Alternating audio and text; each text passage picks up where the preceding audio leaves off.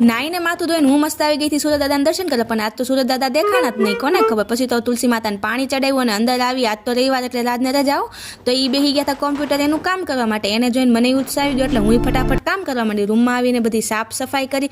ત્યાં તો પછી રસોઈનો ટાઈમ થઈ ગયો, તો હું આવી ગઈ હતી રસોડામાં. તો કાલે હું દેશી ટમેટા લાવી હતી, સુગંધ કેટલી મસ્ત આવતી હતી, એ પણ ઝીણા ઝીણા હો બાકી.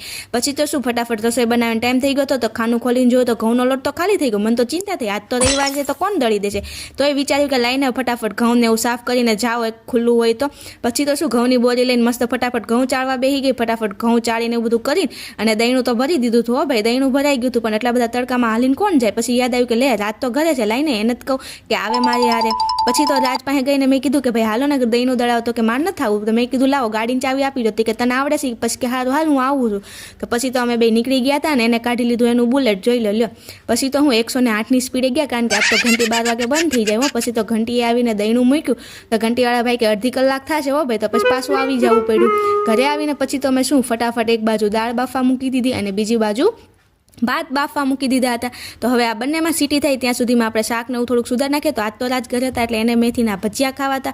તો પછી ફટાફટ બધું શાકને એવું સમાર્યું. તો પછી તો શાકને એવું સમારીને બેસન ને એવું બધું તૈયાર છે. તો પછી જો અત્યારે બેસનને 5 મિનિટ રેસ્ટ કરવા દેશું આપણે. ત્યાં સુધી આપણે ફટાફટ રોટલીનો લોટ બાંધી દઈએ.